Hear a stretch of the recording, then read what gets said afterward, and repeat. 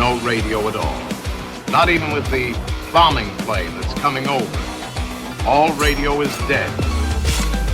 It's alive. It's alive. It's alive. It's alive. It's alive. Welcome back to another episode of Horror of the Worlds, where we talk about horror movies and how the world has influenced them. I'm Curtis Gerhardt, and unfortunately that's all that's here today. Stephen Miller will be back on the next episode. He just has his own personal business he has to deal with. So let's go ahead and get started a little bit today. You know, we're talking about a man that has felt like his country has cheated him. You know, inflation's through the roof. Very well-spoken individual. He wants to make his country great again, that it once was. You know, we are talking about someone none other than Adolf Hitler. He was a very well-spoken individual that had people rally with him, even through hard times, even with people wanting to agree with him. Because so after World War I, they had a huge economical problem where it cost pretty much a shit ton of money for them just to buy a loaf of bread. So, you know, with that anger, you know, people followed Hitler. He followed his anger, you know. Like Adolf Hitler was born, you know, April 20th, 1889, and thankfully died too late, April 30th, 1945, where he self-deleted himself. But one of the things that he wanted to do, like I said before, he was a very well-spoken influencer that wanted to demolish the German democracy and become a dictator. He went on to have all the citizens that would serve the state. Democracy would be abolished, and one's rights would be sacrificed for the Führer state for the greater good. So also, like around this time, you know, back when or before the actual World War II kicked off, and what we think of that whole moment, the Nazis and Hitler and his team were getting rid of the Jews. Not so much killing them, but they were sending them out of the country to different parts of the world, Madagascar, neighboring countries. So during this time, German movies were kind of like shit. You know, he hated a lot of the German movies because they were just propaganda films, and he did not enjoy them personally. He wanted movies to be entertaining. That's why some of his favorite movies were King Kong. He had liked Mickey Mouse. Like, they were more artful. So there was a ban. So this was where it was kind of a little bit difficult for me to find movies for that kind of spoke around this whole time frame or influences, because Dr. Ernst Seeger, you know, not the Mariners, you know, Corey Seager or the Dodgers, but Dr. Ernst Seeger ended up banning a lot of horror movies around this time because they gave a feeling of amoral and exciting base instincts. So horror movies went out the window. Tarzan went out the window just because of, actually, surprisingly, animal abuse, or they saw it as animal abuse, and some of the people were being abused in it. So what a weird way to kind of actually put things. So with the Nazis actually kicking out a lot of the Jews and all that stuff at that time frame, one of the great and bad things that happened during this time frame was America was making a shit ton of money off of the Germans and the Nazis making movies for them, because they had MGM, they had Paramount, they had a WB and all that stuff over in Germany that was making monies and selling them guns to like profit and actually kind of launder the money. And we were making fascist films for them, you know, something that was actually, they saw it as, you know, what they were trying to stand for, it was more art for them. One thing I did come across during all this research, which I thought was really kind of awesome and in a way, is Charlie Chaplin. We all know him. You know, Germany hated him, not just because of how he looked like Hitler or kind of made fun of him. If I remember correctly, they stated that he was an acrobatic Hollywood Jew, and that's why they didn't like him. I think the last time he visited Germany or Berlin was 1931 for some kind of movie or something like that. I don't exactly remember that off the top of my head. But he made a movie. He himself made a movie. He financed it himself, and it started filming in 1938, called The Great Dictator. And unfortunately, this movie didn't come out until 1940, which was like a year after World War II actually started. This movie almost got all American movies banned in Germany, which Hollywood did not like, and they were really kind of pissed off at Charlie Chaplin. Was one of two gentlemen in Hollywood that was actually trying to say something, trying to do something. They didn't 100% support the whole German Nazi Hitler movement that was going on. So yeah, let's go ahead and jump into like the first horror movie. One movie that you guys haven't probably seen, but I really actually recommend if you're into older movies, because it is a slow burn of a movie. It is called Ferryman Maria. Ferryman Maria came out in 1938, directed by Frank Wisbar. So like a quick synopsis, because the synopsis on this movie is too long. I would recommend you reading it before you even attempt to watch it. With it being as old as it is, it should be streaming damn near everywhere. I came across it with it on YouTube. I'll actually post a link down below so you guys could watch it if you want to watch it. So the movie starts off with a ferryman, where they actually have the boat and the rope, and he actually has to pull the boat across from one side to the other side. So he ends up going across because the bell rings, and this dark figure ends up getting on the boat. Doesn't say anything, very creepy, very macabre. And, the ferryman starts to go across, and you see him slowly losing grip on the wire or the rope that was pulling across, and dies. Kind of quick and easy. But then there's a so there is a drifter called Maria, of course, where she's the one that actually becomes a ferryman, because she comes across this town looking for a job, looking for a life, because she doesn't have a life, she doesn't have a home, and she gets a job as a ferryman. And during this whole time frame, she ends up coming across a gentleman from across the lake, and kind of protects him because he's a soldier, if I'm not mistaken, that's being attacked by a couple men on horses. So she saves the man's life. So I kind of look at it. I couldn't really find out if this is what it meant or what it was intended to mean. I couldn't tell if this is what it meant or whatnot. But I feel like this is a great representation, or it can be seen as a representation of how Germany felt after World War One. You have the countries across always attacking, almost belittling what Germany saw as a great small little town, because this town was having a festival, and there was a fiddler playing music way too loud all the damn time. But it was a joyous little town, and death was always trying to come across into, say, Germany. Like, if you're listening to this, I did air quotes. I don't know, that's how I kind of perceive it. It was something as basic. Like, the whole German people loving, enjoying life, and the outside source coming in and trying to ruin their lives.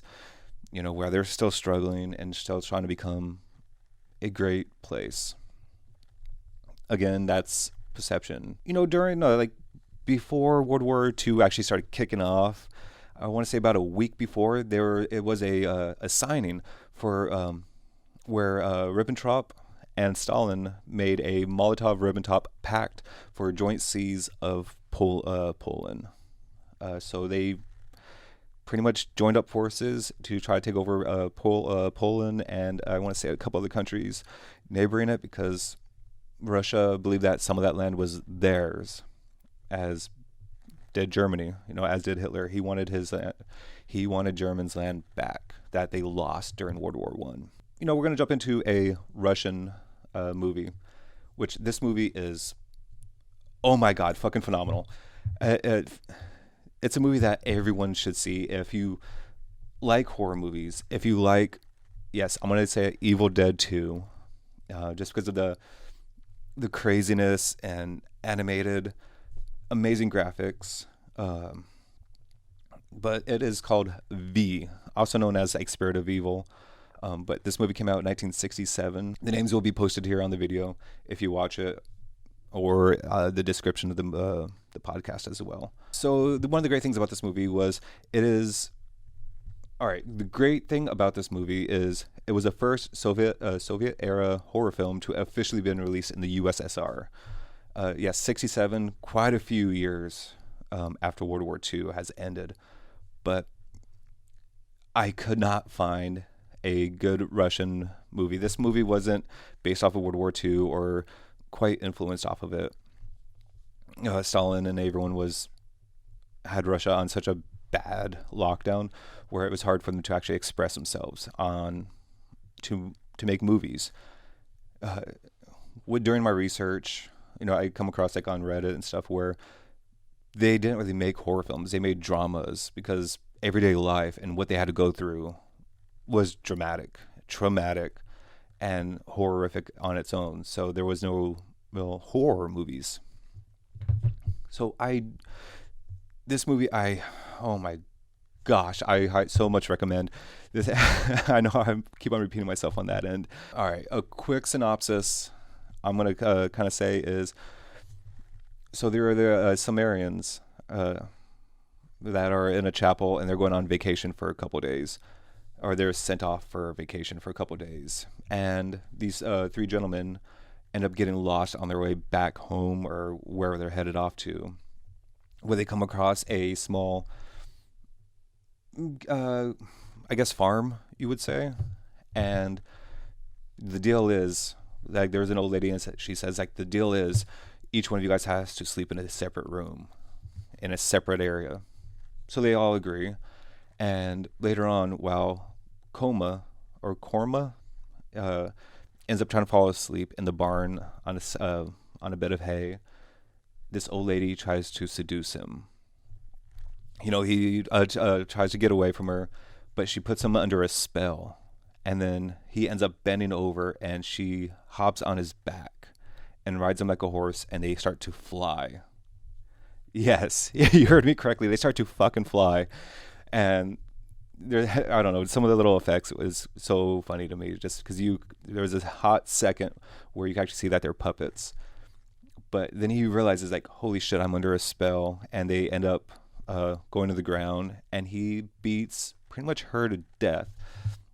And while she says, "You're killing me, I'm dying," she turns into a beautiful young woman. And he freaks out, runs away, and they go back to the chapel, their church. The owner of the village ends up sending for a priest or one of them, and he asked for Koma himself because that's what his daughter was asking for, and they're like in her somewhat dying breath. He refuses to go. He does his best to try to escape and not actually go. Every moment he gets, he's trying to hop off the wagon, trying to get out the front door. And this is just so freaking funny. Trust me, it is funny. So when he gets to this village, the lady dies. And the request is he has to pray over the body for 3 nights in a row. And each night gets kind of crazier and crazier. And such an amazing, like I said, Evil Dead is like the only way I could describe it, just on how cartoonishly animated it gets. You'll love this movie because of that. In a way, I don't know, it took me way too long to watch this movie, and I always came across it since I am a little bit of a physical media whore. I wish I would have bought this when it was on sale. I'm going to be paying full price for it because it is really worth the full price. I'm going to leave it off at that. I'm not going to talk about the fate or any of that good fun stuff. I do feel like it's a movie that you need to and should watch. It should be streaming almost anywhere as well. So with Russia and Germany attacking Poland, Germany starts to head west, towards France. Once when he moves over to France, that's when the French and Britain start to actually declare war upon Germany. Like, they were trying to stay out of it before, but you got to protect yourself. Regardless, you can't just roll over, like Poland kind of did, and France kind of did too. Because I want to say it was only like a 2-week battle. The amount that went on during World War II is just, you can't cover it in a episode of a podcast. Even when people actually cover World War II, it's usually 2 or 3 episodes, and that's still just touching the surface. But all right, so we're in Paris, in Great Paris. Another movie that's not quite World War II. It's not even set during it or any of that stuff, but it's, as you could probably tell where we're going, we're talking about a French movie that came out in 1955. Les Diaboliques. Came out in 1955. Les Diaboliques, or Diaboliques. I know I'm butchering that name as well. It's directed by Henri Georges Clouzot. This is one of those movies that if you enjoy foreign films, you need to watch this one. There's no ifs, ands, or buts about it. It is a very slow, or I should say, if you don't enjoy slow burns, or if you're not okay with slow burns, you might want to skip this movie. But again, it's one that you should see if you enjoy horror movie history. You kind of want to plug those holes that need to get plugged. The IMDb synopsis is so short and so meh. It's the wife and mistress of a sadistic dean of an exclusive prep school conspires to murder him. That barely says anything. But at the same time, though, that is the whole movie. A man and a wife are together, kind of running the school. He's the dean, principal. Horrible fucking man. Like, you're actually happy when they conspire and actually pull off his death. Because he is such an asshole. He's mean to the kids. He's mean to his wife, where his wife is actually played by Vera Clouzot, which is the wife of the director. Which she suffers from a weak heart during this movie, or in the movie. So her and her friend, which happens to be the mistress of her husband as well, conspire to actually kill him. Moves towards her friend's apartment and calls him up and says, "I want a divorce." Okay, yeah, no big deal. But he's angry. He's pissed off. He's embarrassed that she wants a divorce. How can she want that? The guy's a fucking okay. So he ends up going on the train, picks her up, or attempts to pick her up, but they end up poisoning him and then throwing him in a bathtub of water and drowning him. Such a great death. It's bleak, the feeling and the emotion you get from this. Like, she doesn't want to do this, but her friend is kind of making her do it at the same time.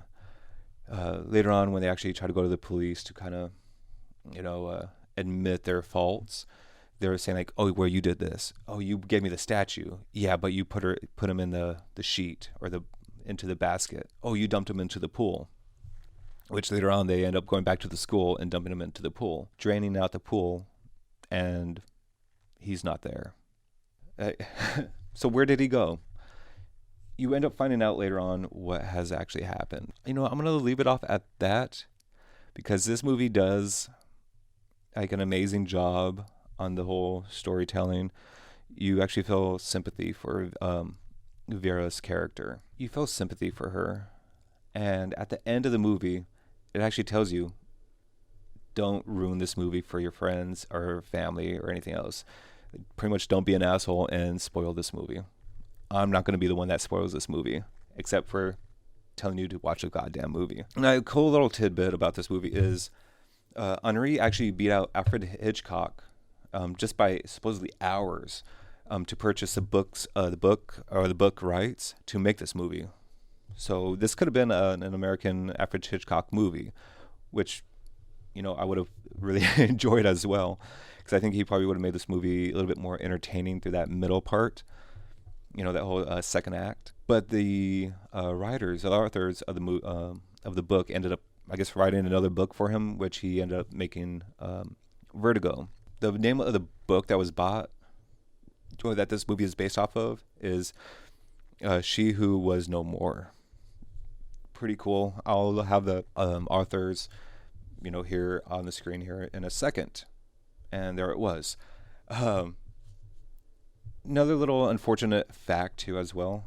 Vera Clouseau ended up dying from a heart attack about 5 years after this movie was made as well, which was kind of coincidental, where she just pretty much played a movie with someone that had a weak heart. A little macabre, IMDb trivia for you. Once when France was going into the whole German invading France, small little country that was being ran by, you could say, influenced Hitler to show that fascism was actually a form that could actually be made and actually be successful in ways, however one wants to describe being successful. Benito Mussolini, we all know Mussolini, at least the name, but he joins the Axis and fights Europe and north of Africa with the Germans. And with that, we're headed into an Italian film that is set during World War II, but honestly you could take this movie and place it in any time frame, almost anywhere. You could put it on an island. You could put this story in a mansion, like a nowadays mansion. This movie is usually on the list of when it says like a top 10 most disturbing movies. This is one of the top 10 movies. It's Salo, or 120 Days of Sodom. Came out in 1975. Directed by Pier Paolo Pasolini, which this was, I want to say, one of his last movies that he made as well. He was known as making pretty artsy movies to begin with, and then got more loose, crazy, and very grotesque movies in ways. But supposedly he was murdered a little bit after this movie was made, or I think before this movie even hit like the theaters at the time. Supposedly he was murdered during a carjacking when the kid was caught driving his car. But the case was later reopened when 3 people claimed to have killed him for the movies that he's made. It's an unsolved murder. But thankfully, after this movie, I don't want to say that because the movie the movie is disturbing. It's not as, I almost want to compare it to, of course, a Serbian film where that movie has its redeeming qualities in it. But I almost kind of want to link it closer to The Human Centipede by Tom Six, because people hate that movie that hasn't seen the movie. They think that movie is horrific and gross because they heard about the movie. Thing is, though, a lot of them have never seen that movie, and that movie is not that bad. This one actually is bad. So this movie there's 4 segments in the movie. The first segment, I didn't write down what the name of the segment was, but in the part 1, you end up seeing the military group that is supposed to represent the higher ups, the governments, the rich. But you see them gathering, I want to say it was like 9 boys and 9 girls, and they're judging them based off of their looks. And by looks, I mean they are stripping them down naked and seeing what they got. That sounds kind of bad. It is bad. This whole movie is bad, but I'm glad I finally watched it, so I don't have to watch it again. Nice little tidbit on my end is I do own a copy of this. It is French, and it does not have English subtitles, so I ended up using the Google Translate, putting it next to my speaker, and letting it translate what they were saying every so often, so I wasn't completely lost. It didn't make the movie any better, but it made it more understanding on some of the story, the actual story that was spread throughout the movie. Because there is a Mademoiselle that was kind of happy that the story, that she was the one that was making the story actually exist, where she was describing her moments and why she became part of the society, her being used and abused and getting used to abusing others. Let's go on to the next part. So the second part of this movie is called Group of Mania, which is putting this segment so lightly. It is, to put it quick and easy, this is when they start sodomizing. This is a sodomy of the whole thing, where they end up sexually abusing in any which way that you could imagine during this whole part. When it comes to the homosexual acts, or if you decide to watch this movie, or even attempt to watch this movie, if you're not okay with like sex scenes that are somewhat rape, this movie isn't for you. Not that they're like screaming and like trying to get away, they're just more so accepting of it, which is, it is hard to watch. I mean, there are even parts like where they have collars on them and they're being walked like dogs. The men and women are, like I said, buck ass naked and being walked like dogs. Honestly, this is probably the second easiest part of the movie to watch. Because I don't mind watching rape revenge films because they piss me the fuck off. But I'm okay watching those movies. I mean, unfortunately, I'm okay watching those movies. But this next segment was titled, or the part 3 was Group of Shit. And it is exactly that. What is the whole term? Corpophilia? Yeah. So this is when they eat shit. Yeah. It wasn't real shit. I guess they ended up making it with chocolate and orange rinds and some other ingredients to kind of actually make it poop-like. I don't know. It's really hard to watch. This is the part that kind of got under my skin, so I kind of know where my line is, and it's shit. Who would have known? Huh. All right, so quick, easy. I don't like nothing else to tell about this damn movie. That part. Part 4, the last part, is where the whole structure kind of falls apart, or it's supposed to fall apart, or that's what it's symbolizing, is the blood room, or circle of blood. There's torture in the courtyard, and it's not as bad.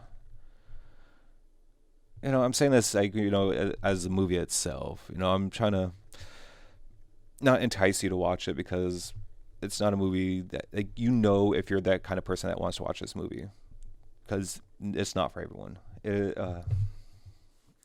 a lot like Cannibal Holocaust. It's that one and done. Like, you're happy that you saw it once. Hopefully you don't have to watch it again. I don't see why you would want to watch it again. It's not one I would actually highly recommend. This movie is not one I would recommend to other people. So that's why I'm actually telling you this, so you don't have to watch it. But yeah, you don't feel good after this movie. Like, you don't really feel dirty. You're just like, why the fuck did I sit down and watch this damn movie? So you could say you've seen it. You don't have to, like, why is this movie so disturbing? Like, they are correct. And I wish a lot of those YouTubers that I watched, that when they said this movie was bad, I wish they would have described it a little bit more. Actually, I wish I would have described it a little bit better. But it was supposed to represent an extreme version of what a fascist or a careless, self-flating government or society would do to young people or those beneath them. They sodomize because they've been there, done that, and they will teach you to get used to it. Pretty much get used to it. Like, get fucked, eat shit, and die. That's pretty much the whole premise of this movie, is kind of how things are in a sick, perverted way. It's all right. So this next little segment is going to be kind of stupid quick, because we should move over to Britain, but I don't want to talk about this movie that was kind of set around this time frame. Is Dead of Night, that came out in 1945. It is a British horror movie, but I'm gonna wait to talk about this movie with Steven during another episode. You'll find out why. So during around 7:48 a.m. Hawaiian time, America joins the war, pretty much by force. And it's an attack that lasted only a couple hours, but this is Pearl Harbor, where Japan ended up pretty much destroying the whole base. The biggest traumatic event that's ever happened in Hawaii. Thankfully, nothing else has happened that bad. I know they had a fire in the 2021 or something like that, but I don't know, something that was kind of potentially foreseeable, because one thing that I've never learned in school until I actually started doing this subject was I never understood why Japan attacked America. They weren't really friends with Hitler or anything. They weren't joint forces. I didn't know anything about Japan's issue, why they were angry. We shut down their trade routes, so they weren't getting their money, during any of the trades or any of that stuff, especially when they're an island. But also, they were just as gross and disgusting, almost as bad as, arguably just as bad, if not worse, than some of the things that Germany was doing during World War II. I mean, Japan was over in China, raping and eating people. They weren't like full-fledged, like eating everyone, but there are some fucks that were actually cannibalizing people. So I've read, so I've heard. I don't know 100% of that part, but I've been hearing it's almost part of Japan's history when they go to war is that they rape, pillage, and burn.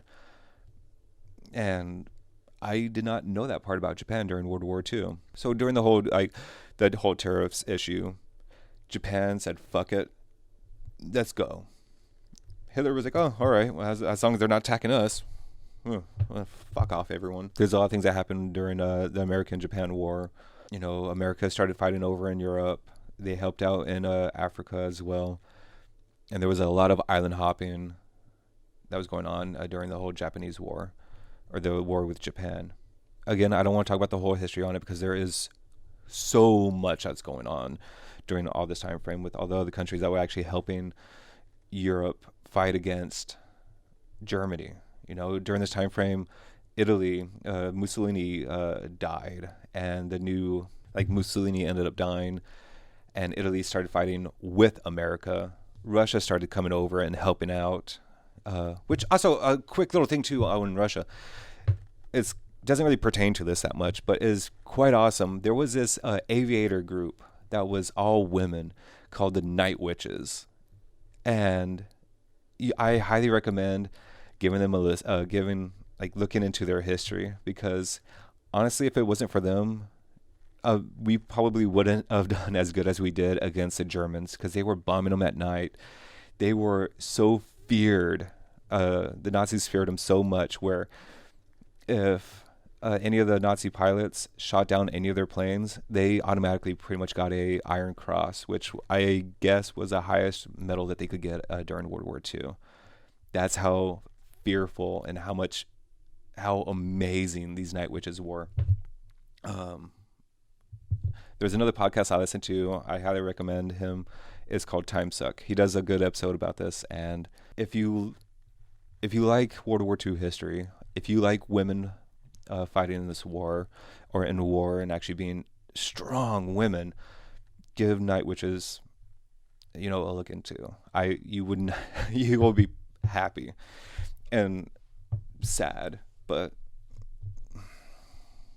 yeah, during this, America even had this whole thing too, where a lot of women were actually fighting. They actually let women fight in some of these things. They had the WASP that were even going through this. Especially during this time frame, women weren't really allowed to do anything other than be fucking medics, because they were. I'm not going to really get into it that much because I don't want to get angry at this time. All right, so August 6, 1945, we dropped the first atom bomb on Hiroshima. It's. I know, I jumped into it. I'm dropping the bomb just like we did. We wanted to end this war. We were tired of losing men. Japan's tactics were working, but they weren't working at the same time with kamikaze pilots. They were feared. They were fucking things up, but they were also losing a lot of men, as were we. They're a prideful country that fought tooth and nail. So we dropped another one on August 9th, 1945 at Nagasaki. This is what pretty much ended the war.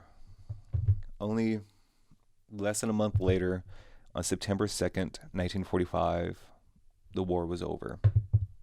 The fucker Hitler was dead. Japan finally surrendered. Thankfully, Japan surrendered. During World War II, so many civilians and innocent... There's always innocent people during war, but so many citizens have died during this fucking war on both sides that did not need to die. We weren't saints. No one were saints during this fucking war. Thankfully, that was the last huge war with those numbers. Yes, there have been wars afterwards, but whatever. But you know what? What's great after, we drop a bomb is we make a sequel. Yes, we're talking about the H bomb, is the hydrogen bomb. The second generation thermonuclear bomb was tested. So, many years later, I think it was March 1st, 1954, we were testing the hydrogen bomb, which we ended up testing it in Bikini Atoll, that is north of Australia and just south of Japan. And during this testing, there was a boat, where some Japanese men were tuna fishing, and they pretty much nuked. They had radioactive. They got showered with radioactive water and waste, where I think all 22 of the men were okay. They did suffer from the poisoning and everything there. One of them did end up dying from the nuclear activity. I'm gonna try to do my best to pronounce his name. The Kobayama Akichi. He is known to be the first victim of the hydrogen bomb. We're talking about that. I'm not too sure if I already mentioned it, but we are talking about Gojira. Godzilla, 1954, directed by Ishiro Honda. This movie is fucking phenomenal. More tidbits I didn't realize during all this as well, during the research, was fairly recently, in about 2004, if you haven't seen Godzilla since 2004, more than likely you've only seen the American version of this movie, which was a Godzilla King of the Monsters, which was Gojira, the Japanese version, but there was more added to it. There was more cutscenes. I shouldn't say cutscenes. There was like an American general that was superimposed in some of the scenes to make it more American. So it wasn't until 2004 when I think it was a Criterion or whomever re-released it, and we actually were able to see the Japanese version of it. Which, that's the thing, I don't even know if I saw the original Japanese version of it or not. That's beyond the point. So originally this movie was inspired by Beast from 20,000 Fathoms, from the producer Tomoyuki Tanaka, and he was, I think, over in China at the time and flying across the bay or the ocean, and he had that idea, and also remembering the whole the Diago Fukiori Amaru incident. I'm gonna have that posted here on the bottom, but that was a boat, the whole tuna fishing boat incident was named. He had this idea of Gojira, which was originally supposed to be an octopus, not the giant sea lizard that it is. The great thing is, so you could definitely tell that it was influenced from 20,000 Fathoms, because their working title was The Giant Monster from 20,000 Miles Beneath the Sea. That's a fucking mouthful. But the director, Ishiro, later shortened it to Project G. G's for giant, by the way. Let's go ahead and get on to like the quick synopsis of this movie. Because I do actually want to talk about this movie on another episode as well, but this is a little bit of a teaser as well. An underwater hydrogen bomb testing awakens a fire-breathing monster from its centuries-long sleep, and it soon starts to terrorize Japan. I think we all know Godzilla. It awakens and it fucks Japan up, and they can't do anything. I feel like it was... So this whole movie was kind of showcasing how the government and the society of Japan actually was. All the different steps it has to take for things to actually get approved. They did it extremely well in Shin Godzilla, where it would be like 10 minutes of them talking from general to director to president to this and that, and it's like, oh, we need permission. Oh, we need permission. They did that in such a great anime kind of way. But this movie, it has, you could see the pride Japan has. This was their way of, we're staying strong, the people will be strong, and they will survive anything. Even if it is, kind of sought after as an American disaster. They're bombing Tokyo. They're bombing all these cities, all these different boroughs.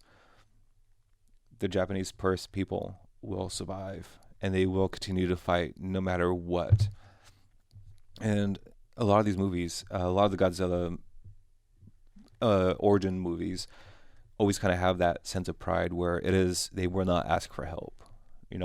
Gojira, like I said, Shin Godzilla, even Godzilla -1, which that movie is so fucking amazing. I have not seen it in color. I've only seen it in the -1 color, and that movie is so powerful without color. For me, it was pretty breathtaking. That movie deserved all its awards that it got, especially when I think like the graphics team was only 23, 32 people. So I mean, enough about -1. This minus that subject. And like with this movie, another cool little tidbit was, I did not write the original gentleman that played Godzilla in the suit, but I guess the suit was about like 200 pounds, and he had such a hard issue moving around in this suit that just sloshed his sweat. And I guess he was only he was a Godzilla that only played during this era of Godzilla. Because another one of those great things about Godzilla too, especially this is the longest running franchise to date. They're still making Godzilla movies. They're making fucking King Kong and Godzilla movies, but no movies have I don't think there's really that many turd Godzilla movies. There are some that are just not.